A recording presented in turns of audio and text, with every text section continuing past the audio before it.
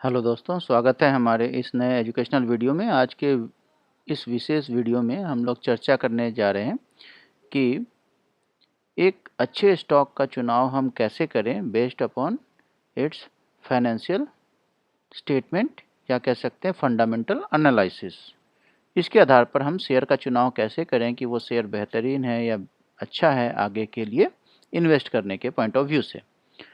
तो आइए दोस्तों शुरू करते हैं। यहाँ पर मैंने जो है टेक्स्ट में भी सारी बातें जो मैं बता रहा हूँ उसको मैंने आपको सामने रख दिया है, हिंदी और इंग्लिश दोनों में। तो आप एक स्प्लिट विंडो में आप इसको देख सकते हैं। तो बेसिकली जो है जब हम लोग फंडामेंटल एनालिसिस करते हैं तो इससे हम किसी भी कंपनी के फाइनेंशियल हेल्थ को, उसके कम्पिटिटिव पोजीशन को, उसके पीयर कंपनी के साथ, उसके जैसी और कंपनियों के साथ जो एक ओवरऑल बिजनेस इन्वायरमेंट होता है उसके अंदर उसकी क्या पॉजिटिव नेगेटिव पॉइंट्स हैं उनको हम समझने की कोशिश करते हैं। तो सबसे पहली चीज़ तो ये है कि जब भी आप स्टॉक का चुनाव करें तो सबसे पहले आपको ये जानना होगा कि कंपनी है क्या और वो किस इंडस्ट्री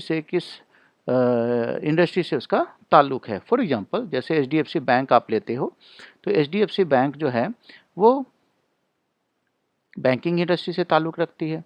अगर हम लोग बात करें सिप्ला, तो सिप्ला फार्मास्यूटिकल कंपनी से ताल्लुक़ रखती है। तो सबसे पहले तो आपको ये समझना है कि बिजनेस जो है उस कंपनी की इंडस्ट्री क्या है, किस इंडस्ट्री से बिलोंग करती है और उसका बिजनेस मॉडल क्या है ना।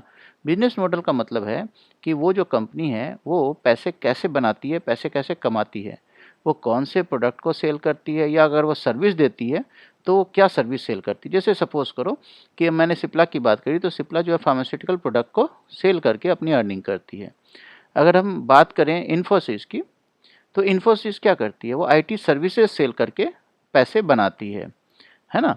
तो सबसे पहले उसके बिजनेस मॉडल को आपको समझना है कि कौन सा बिजनेस मॉडल उस कंपनी का है जिसमें आप इन्वेस्ट करना चाहते हो और उस बिजनेस मॉडल का अभी हालात क्या हैं ग्लोबल लेवल पर और डोमेस्टिक लेवल पर, और इस खास कंपनी का इस बिजनेस मॉडल में कोई कम्पिटिटिव एडवांटेज है या नहीं, क्या ये और अपने दूसरे जो कम्पिटिटिव कंपनीज़ हैं उनके मुकाबले कैसा परफॉर्म कर रही है, ये हम लोग जानने की कोशिश करते हैं। तो पहले तो कंपनी जाना, कंपनी क्या है, कौन से इंडस्ट्री से बिलोंग करती है और वो प्रोडक्ट सेल करके पैसे कमाती है या सर्विसेज सेल करके।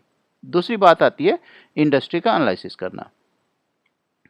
तो आपको ध्यान रखना है कि पहले सिर्फ कंपनी का नहीं, पूरे इंडस्ट्री का एनालिसिस करना है। कई बार गलती ये हो जाती है हमारे से कि हम किसी कंपनी को देख लेते हैं कि कंपनी में ग्रोथ दिख रही है 3 क्वार्टर से या 2-3 सालों से और फिर हम उसमें इन्वेस्ट करना शुरू कर देते हैं, है ना। जैसे कि अभी जो है पब्लिक सेक्टर कंपनियों के साथ हुआ, लगातार 2 सालों से ठीक-ठाक ग्रोथ दे रही थी, लेकिन क्या वो आगे चलेगी, नहीं चलेगी, इसके बारे में हमें आइडिया होना चाहिए। तो पूरे इंडस्ट्री का ग्रोथ पोटेंशियल का पता करना है आपको, उसकी ट्रेंड क्या रहने वाली है और उस इंडस्ट्री में हमारे इस कंपनी का जिसको हमने चूज़ किया हुआ है, जिसमें हम इन्वेस्टमेंट करने जा रहे हैं, उसका पोजीशन क्या है। ओके, तो ये दोनों सेक्शन बिजनेस मॉडल और इंडस्ट्री एनालिसिस जो है वो अंडरस्टैंडिंग द कंपनी और इंडस्ट्री के पॉइंट के अंदर आता है। दूसरी इंपॉर्टेंट बात आती है एनालाइज द फाइनेंशियल स्टेटमेंट, है ना, यानी कंपनी के वित्तीय विवरणों का विश्लेषण करना। तो इसके लिए सबसे पहला जो है आपको देखना है, 2 चीज़ें इंपॉर्टेंट है। पहली चीज़ है इनकम स्टेटमेंट आपको देखना है, यानी कि आय का विवरण आपको देखना है। इसके अंदर सबसे पहली चीज़ है रेवेन्यू का ग्रोथ। तो आपको ये देखना है कि कंपनी जो है लगातार रेवेन्यू ग्रो कर रही है या नहीं कर रही है ना।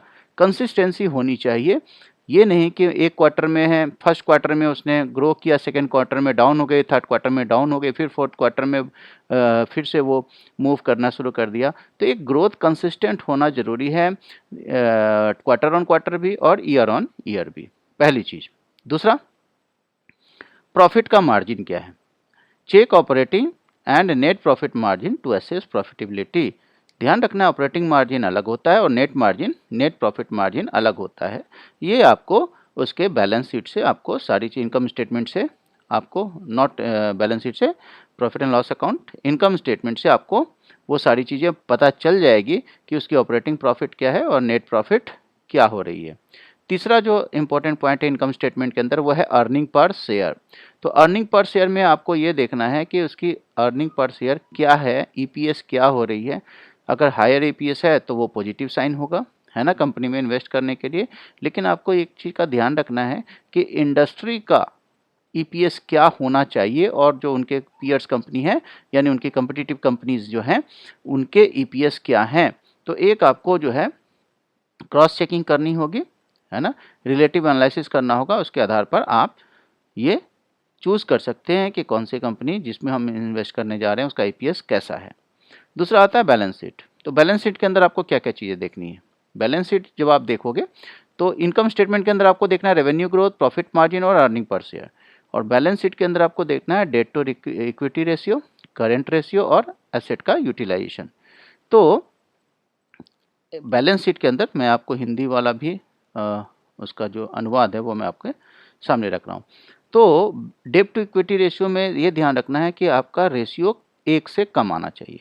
अगर 1 से कम है इसका मतलब है कि जो डेप्ट है यानी जो कर्ज है वो इक्विटी के मुकाबले, है ना, वो कम है तो ये बेहतर माना जाएगा। लेकिन अगर 1 से ऊपर है तो ये जो है मुश्किल होगी।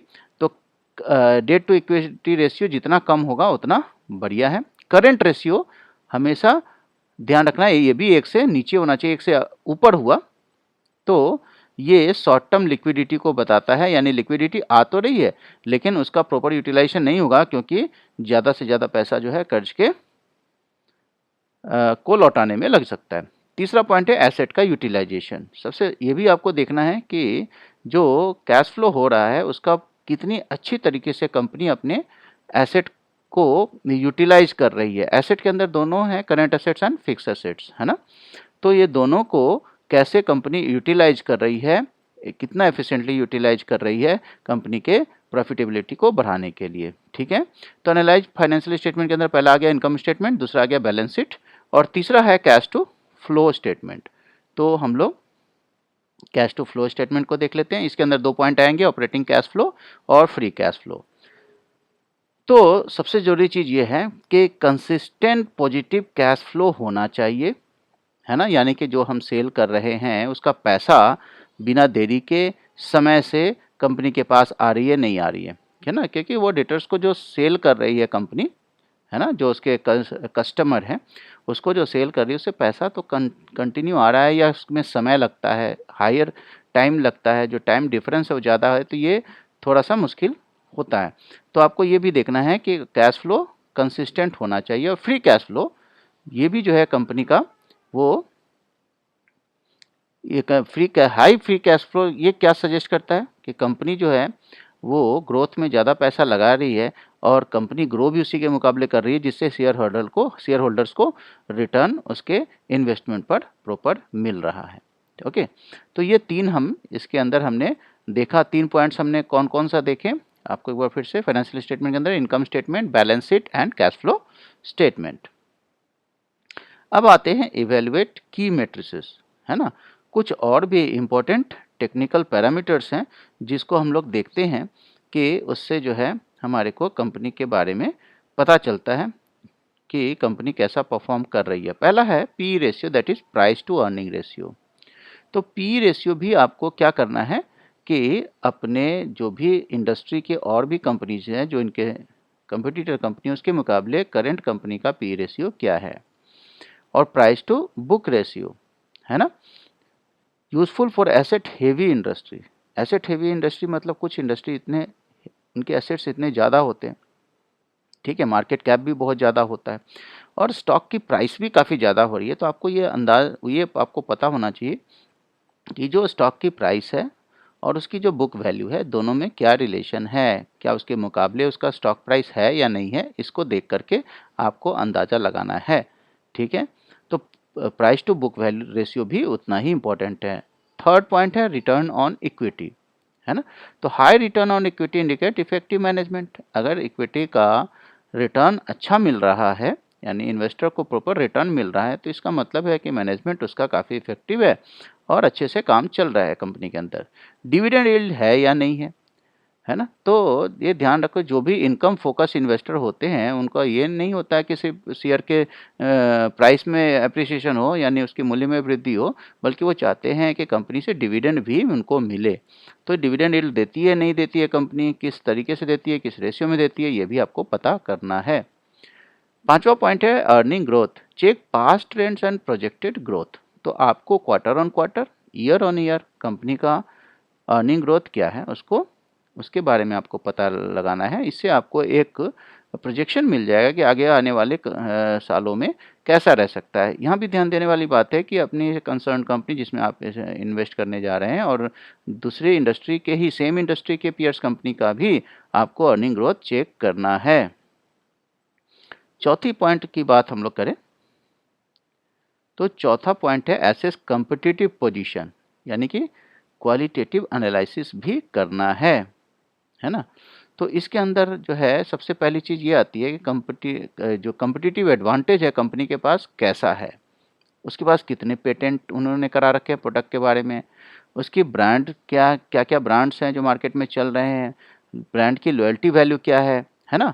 तो ये सारी चीज़ें और कॉस्ट का एडवांटेज क्या है, ये सारी चीज़ें हम लोग देखेंगे। फॉर एग्जांपल मैं एक एग्जांपल लेता हूँ, जैसे टाटा है ना? टाटा कंज्यूमर प्रोडक्ट के अंदर आपको टाटा साल्ट भी बिकता है। क्या दूसरी कंपनी के साल्ट नहीं बिकते? बिकते हैं, लेकिन उसकी ब्रांड लॉयल्टी जो है टाटा की काफ़ी ज़्यादा है ना? तो इसलिए हम उसको एक एडवांटेज पोजीशन पर देखते हैं। दूसरी जो चीज़ है वो है मैनेजमेंट की क्वालिटी। तो आपको ये भी देखना है कि जिस कंपनी को आप चूज़ कर रहे हो उसके बोर्ड ऑफ डायरेक्टर्स में कौन-कौन से लोग हैं, उसमें मैनेजमेंट टीम में कौन-कौन से लोग हैं, है ना? उनके एक्सपीरियंस को, उनके ट्रैक रिकॉर्ड को, एग्जीक्यूटिव्स के, वो आप चेक कर सकते हो, वेरीफाई कर सकते हो। इससे आपको उस कंपनी का कॉम्पिटिटिव पोजीशन क्वालिटेटिव एनालिसिस करने में आसानी होगी। थर्ड पॉइंट है इनोवेशन, कि consider the company ability to adopt and innovate. जैसे सपोज करो आप जो है आईटी कंपनी या ब्लू चिप कंपनी में आप इन्वेस्ट करना चाहते हो, तो वहाँ पर आपको ये ध्यान रखना है कि कंपनी की जो है पेटेंट्स पर आप ध्यान दे सकते हो, या कंपनी के इनोवेशन जो कैपेबिलिटी है कि वो नई चीज़ें कैसे ईजाद करते हैं। जैसे फॉर एग्जांपल अगर हम बात करें इंडिया में, तो इंडिया में कई आईटी की कंपनियां हैं, है ना?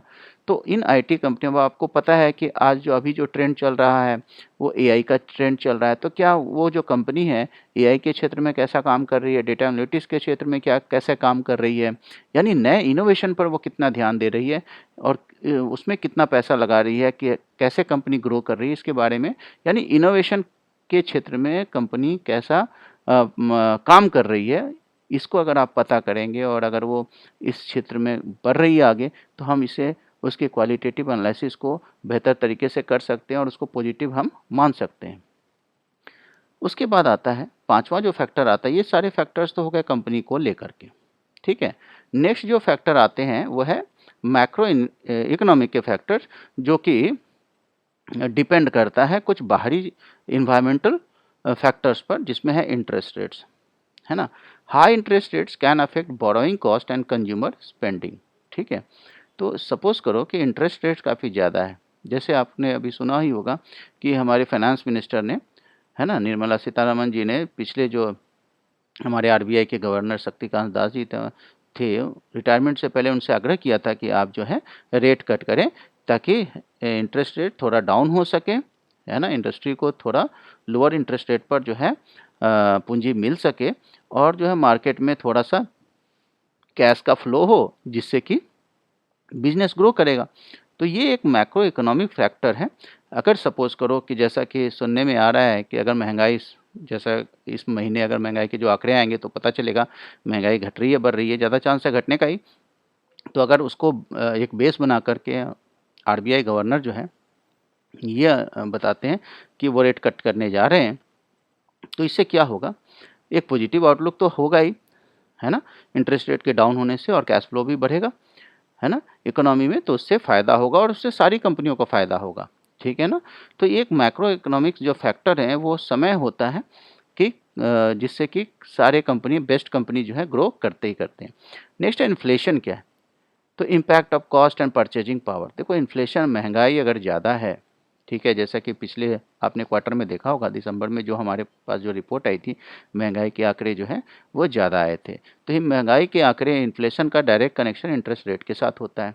तो आरबीआई ने कह दिया था कि उसका टारगेट 4% के आसपास है। अगर 4% तक हमारी महंगाई के इन्फ्लेशन का रेट नहीं आता है तो वो इंटरेस्ट रेट कट नहीं करेंगे। तो अगर इन्फ्लेशन कम होती है तो कॉस्ट ऑफ गुड भी कम होता है, परचेजिंग पावर कंपनी की भी बढ़ती है और कस्टमर की भी बढ़ती है। परचेजिंग पावर कंपनी की बढ़ेगी तो वो रॉ मटेरियल को सस्ता मिलेगा, और परचेजिंग पावर अगर कस्टमर की बढ़ेगी तो वो ज़्यादा से ज़्यादा प्रोडक्ट या सर्विसेज बाय करेंगे, है ना। इससे जो है एक जो है फ्लो जो है मार्केट में कैश का बढ़ना शुरू हो जाएगा और कंपनी को फ़ायदा होगा। इकोनॉमिक साइकिल भी आपको देखना है। Certain industry perform better during specific phase of the economic cycle, है ना। तो हर कंपनी के एक इकोनॉमिक साइकिल आता है जिसमें वो कंपनी बेहतर परफॉर्म करने लगती है। ये economic cycle quarter on quarter भी हो सकता है, ठीक है। ये फेस्टिव सीजन के हिसाब से हो सकता है, ये सीजन के हिसाब से हो सकता है। तो हर कंपनी का उसके इंडस्ट्री के हिसाब से एक साइकिल आता है जिसमें कंपनी किसी एक क्वार्टर में बेहतर परफॉर्म करती है। तो उसके बारे में भी आपको पता होना चाहिए और सही समय आप चूज़ करें उस शेयर को बाय करने के लिए।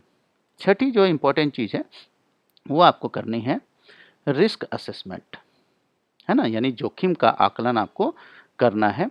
रिस्क असेसमेंट में क्या है, रेगुलेटरी रिस्क देखना है कि एनालाइज पोटेंशियल लीगल और पॉलिसी रिलेटेड रिस्क, ठीक है, कि आप जिस कंपनी में इन्वेस्ट करने जा रहे हैं क्या वो कंपनी किसी ऐसे व्यापार से, ऐसे प्रोडक्ट या सर्विसेज से रिलेटेड तो नहीं है जिसमें आगे आने वाले समय में कुछ पोटेंशियल लीगल एक्शन लिए जा सकते हैं या पॉलिसी रिलेटेड रिस्क उसके अंदर आ सकता है ना।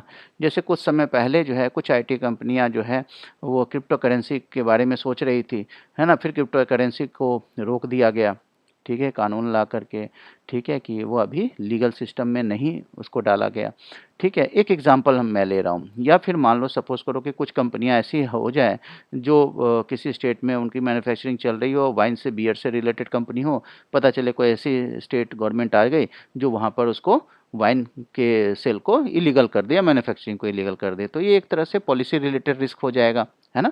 तो ये भी आपको देखना पड़ता है कि उस कंपनी के साथ आगे आने वाले समय में किसी तरह का इस तरह का लीगल या पॉलिसी रिलेटेड रिस्क ना आए। दूसरा होता है मार्केट रिस्क। तो ये भी ध्यान रखना है कि कभी-कभी कुछ प्रोडक्ट या सर्विसेज की जो वोलेटिलिटी होती है वो जो है मार्केट पर डिपेंडेंट होती है। कभी-कभी ऐसा भी होता है किसी चीज़ का एक समय होता है और उस प्रोडक्ट या सर्विसेज की डिमांड एकाएक बहुत ज़्यादा बढ़ जाती है, ठीक है ना? तो उससे वोलेटिलिटी बढ़ जाती है। जैसे कोविड के समय में आपने देखा होगा फार्मा सेक्टर है या एफएमसीजी सेक्टर है जो बड़ी तेज़ी से जो है उनमें वॉल्यूम आया और बड़ी तेज़ी से वो बढ़े भी थे, है ना? तो वोलेटिलिटी समय के हिसाब से, मार्केट के हिसाब से मूव करती है, ठीक है? लेकिन आपको साथ-साथ ये भी देखना है कि सेक्टर स्पेसिफिक चैलेंजेज़ आगे आने वाले समय में क्या हो सकते हैं। जैसे फॉर एग्जांपल, एक और एग्जांपल हम लेते हैं, यूएस के नए प्रेसिडेंट डोनाल्ड ट्रंप आ रहे हैं, उन्होंने टैरिफ हाई करने का उन्होंने प्लान किया हुआ है। अब एग्जैक्ट पता नहीं है 3 कंट्रीज़ को लेकर इंक्लूडिंग इंडिया भी, लेकिन इंडिया के बारे में बहुत स्पेसिफिक उन्होंने नहीं कहा। हाँ, कनाडा और चाइना के बारे में ज़्यादा कहा है ना? इवन मेक्सिको के बारे में भी उन्होंने कहा है। तो जो हमारी कंपनियाँ जो एक्सपोर्ट करती हैं यूएस को, अगर उन पे टैरिफ हाई किया जाता है तो उनके जो है प्रॉफिटेबिलिटी पर असर पड़ सकता है ना? उनको नए मार्केट तलाशने पड़ेंगे, तो ये एक तरह का मार्केट रिस्क हो गया। तीसरा जो पॉइंट है रिस्क असेसमेंट के अंदर वो है डेब्ट का level. High leverage can pose significant risk in down turns, है ना? तो डेट का लेवल कितना है ना? तो जो हमने पीछे भी डेब्ट टू इक्विटी रेशियो देखा था उससे रिलेटेड है, तो आपको उस पर नज़र रखना है। सातवां जो है सबसे जो इम्पोर्टेंट, जो बार-बार हम जिसकी बात कर रहे हैं वो है analyze competitor to see if the stock is undervalued और ऑफ एन यूनिक एडवांटेज, है ना। तो कहने का मतलब ये है कि जिस कंपनी में हम स्टॉक इन्वेस्ट करने जा रहे हैं उसको उसके प्रतिस्पर्धियों से, है ना, उसके जो पीयर्स हैं, कॉम्पिटिटिव कंपनीज हैं, उनके साथ हम उनका मिलान करें, उसका कंपेयर करें और देखें कि ये स्टॉक अंडर वैल्यू है या इसमें कुछ अलग से कुछ एक्स्ट्रा एडवांटेज है जिसको हाई पीई के बाद भी हम इसमें इन्वेस्ट कर सकते हैं, तो इसका आपको पहले पता लगाना होगा। आठवीं बहुत ही इम्पोर्टेंट चीज़ है, जिसके ऊपर मैं बाद में आपको एक सेपरेट वीडियो बनाऊंगा कि हम कैसे पता करें कि किसी शेयर की आंतरिक वैल्यू यानी इंट्रिंसिक वैल्यू क्या है। अगर हमें ये पता चल जाए कि एक्चुअल जो शेयर की प्राइस है और उसकी एग्जैक्ट इंट्रिंसिक वैल्यू क्या है, तो इससे हम अच्छे से आइडिया लगा सकते हैं कि उस शेयर को जो है नियर टर्म में वो उसके आगे बढ़ने के कितने चांस हैं, और या फिर उसे फ्लैट या डाउनवर्ड जाने के कितने चांस हैं।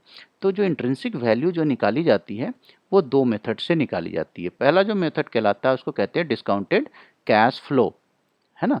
तो इसमें क्या देखा जाता है कि जो प्रोजेक्टेड फ्यूचर कैश फ्लो होने वाला है ना, उसको हम लोग प्रेजेंट वैल्यू में बदल करके एक डीसीएफ के यानी डिस्काउंटेड कैश फ्लो के फॉर्मूले से हम उसको ये कैलकुलेट करते हैं कि उसका जो आज के दिन में जो उसका स्टॉक का प्राइस दिख रहा है और इसका जो एक्चुअल प्राइस है यानी उसकी जो आंतरिक वैल्यू है वो कितनी है। एक तो ये तरीका होता है। दूसरा तरीका होता है डीडीएम निकालने, डिविडेंड डिस्काउंट मॉडल के तरीके से हम उसका इंट्रिंसिक वैल्यू जान सकते हैं। इससे ये पता चलता है कि वो उन्होंने डिविडेंड ये जो तरीका उन्हीं स्टॉक के लिए वो काम करेगा जो डिविडेंड देते हैं, कंटिन्यूअस डिविडेंड देते हैं। तो उससे भी एक आइडिया लग जाता है कि डिविडेंड अगर दे रहे हैं तो वो शेयर के प्राइस के हिसाब से देते हैं, है ना। तो क्या उसका जो है मिनिमम वैल्यू शेयर की क्या है उसके आधार पर देते हैं। तो वो जो है आपका जो है डिविडेंड डिस्काउंट मॉडल और डिस्काउंटेड कैश फ्लो दो तरीके हैं इंट्रिंसिक वैल्यू को निकालने का। इसके बारे में डिटेल मैं एक सेपरेट वीडियो बना दूंगा, क्योंकि एक पूरी तरह से मैथमेटिकल फार्मूले के जरिए ये दोनों चीज़ें जो है कैलकुलेट की जाती है, दोनों तरीकों से कैलकुलेट की जाती है और तब इंट्रिंसिक वैल्यू यानी कि एक्चुअल वैल्यू कह लो आप शेयर का पता चलता है, जिसके हमें पता चल जाएगा कि वो शेयर जो है ओवर वैल्यूड है या अंडर वैल्यूड है। यानी कि जो प्राइस अभी स्टॉक का है वो बहुत ज़्यादा है या वो ठीक ठाक है या वो बहुत कम है जितना होना चाहिए। अगर अंडर वैल्यूड है तो हम उसको लेना पसंद करेंगे, ओवर वैल्यूड है तो हम उसे बचेंगे। ठीक है। 9वीं और आखिरी चीज़ है मॉनिटर एंड रिव्यू, यानी कि आपने जिस शेयर को लिया है उस कंटिन्यूअस उसकी मॉनिटरिंग करनी जरूरी है ना। उसका परफॉर्मेंस कैसा हो रहा है, उसकी फंडामेंटल हेल्थ कैसी, क्योंकि ये प्रोसेस होगा जब आप ले चुके होगे स्टॉक को, तो ये ध्यान रखना है। ठीक है। तो आप कंटिन्यूअस उस पर मॉनिटरिंग एंड रिव्यू करते रहोगे तो आप सही समय पर शेयर से निकल भी पाओगे अपना प्रॉफिट ले करके, और इसी तरह के कुछ और शेयर्स में आप फ्यूचर में इन्वेस्ट कर सकते हो। तो आशा है ये सारे 9 पॉइंट आपको क्लियर हो गए होंगे। अगर इसको आप अच्छे से समझें एक एक पॉइंट को, और उसके आधार पर जो सब लोगों की प्रॉब्लम होती है, मेरे भी स्टूडेंट्स काफ़ी हम मेरे से उन्होंने क्वेरी करी है कि क्या क्या चीज़ें हम देखें, तो ये 9 पॉइंट से मैं समझता हूँ कि काफ़ी कुछ आइडिया लग गया होगा। हाँ, इंट्रिंसिक वैल्यू के लिए आप फार्मूला निकालने की फार्मूला जानने की ज़रूरत होती है, तो वो हम सेपरेट वीडियो में उसको अलग से देखेंगे। लेकिन ये 9 पॉइंट्स अगर आप ध्यान रखते हो तो आप सही शेयर का चुनाव कर सकते हो जो आपको नियर टर्म में अच्छा प्रॉफिट दे सकता है। ठीक है ना। लेकिन हमेशा ध्यान रखना जब भी आप इन्वेस्ट करते हो 3 से 5 साल का आप अपना इन्वेस्टमेंट पीरियड रखें, उससे आपको एक हेल्दी रिटर्न मिलने के चांसेस ज़्यादा होंगे। और अगर इन पॉइंट्स को आप ध्यान में रखते हो तो आप जो है इन्वेस्टमेंट में सक्सेसफुल भी होंगे। आशा है आपको ये वीडियो अच्छा लगा होगा। अगर वीडियो अच्छा लगा है तो प्लीज़ लाइक करें, शेयर और सब्सक्राइब भी करें। तो मिलते हैं अगले किसी एजुकेशनल वीडियो में ऐसे ही। तब तक के लिए keep learning and happy investing.